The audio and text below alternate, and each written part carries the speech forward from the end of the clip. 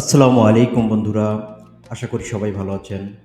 আজ আমি আপনাদের এমন একটা গল্প বলবো যেটা আমাদের সবার শোনা খুবই দরকার।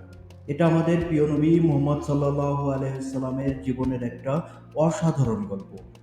আমি নিশ্চিত গল্পটা শুনে আপনাদের মন সত্যি অনেক নরম হয়ে যাবে।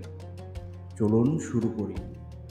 বন্ধুরা, আমাদের নবী মুহাম্মদ সাল্লাল্লাহু আলাইহি সাল্লাম জন্মেছিলেন মক্কা শহরে।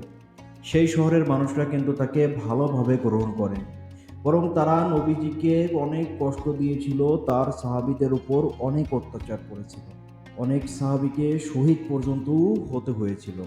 এক পর্যায়ে রাসূল সাল্লাল্লাহু আলাইহি ওয়াসাল্লাম এবং তার সাহাবীদের সেই শহর ছেড়ে চলে যেতে বাধ্য করা হয়েছিল।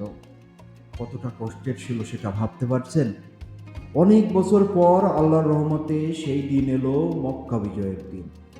নবী মুহাম্মদ সাল্লাল্লাহু আলাইহি ওয়াসাল্লাম এবং তার সাহাবীগণ বিশাল সেনাবাহিনী নিয়ে মক্কায় প্রবেশ করলেন। চারিদিকে মুসলমানদের বিজয় ধ্বনি। মক্কার যারা আগে নবীজিকে অত্যাচার করেছিল তাদের এখন ভীষণ ভয়। তারা ভাবছিল, আজ আমাদের কি হবে? হয়তো আমরা কেউই বাঁচব না। নবীজি হয়তো আজ তার প্রতিশোধ নেবেন। কিন্তু বন্ধুরা, আসলে কি ঘটেছিল জানেন? রাসূল সাল্লাল্লাহু আলাইহি সাল্লাম সবাইকে একসাথে করলেন, তারপর তাদের দিকে তাকিয়ে শুধু বললেন, আজ তোমাদের কোনো শাস্তি নেই, তোমরা সবাই ক্ষমাপ্রাপ্ত। ভাবতে পারেন, যারা এত অত্যাচার করেছিল তাদের প্রতি এই ছিল তার ব্যবহার। এই মহানুভবতা দেখে সবাই একেবারে অবাক হয়ে গেল। তারা নবীজির সামনে মাথা নিচু করলো। অনেকেই সেদিন ইসলামের ছায়াতলে ফিরে এলেন। এখন একটু ভাবুন তো, আমাদের জীবনে কেউ যদি আমাদের একটু কষ্ট দেয়, আমরা কি করি?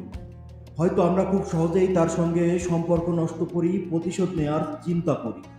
কিন্তু রাসূল সাল্লাল্লাহু আলাইহি সাল্লাম আমাদের শেখালেন ক্ষমার সৌন্দর্য। তিনি দেখালেন, ক্ষমা করলে মানুষ ছোট হয় না, বরং আরো বড় হয়। তাই এই গল্পটি থেকে আমাদের সবার জন্য খুব সহজ শিক্ষা হলো, কষ্ট পেলে ক্ষমা করুন। ক্ষমা করলে আপনার অন্তরে শান্তি আসবে। ক্ষমার মাধ্যমে আপনি অন্যের হৃদয় জয় করতে পারবেন। বন্ধুরা, আজকে গল্পটা শুধু শুনে নয়, আমাদের বাস্তব জীবনেও একটু চেষ্টা করি ক্ষমাশীল হতে। হয়তো আপনার কোনো বন্ধুর সাথে সম্পর্ক খারাপ হয়েছে, অথবা পরিবারের কোনো সদস্যের সাথে ভুল বোঝাবুঝি হয়েছে। আজই না হয় তাকে একটু ক্ষমা করে দিন, দেখবেন আপনার মন কতটা হালকা হয়ে যাবে। আল্লাহ আমাদের সবাইকে ক্ষমাশীল হওয়ার তৌফিক দিন।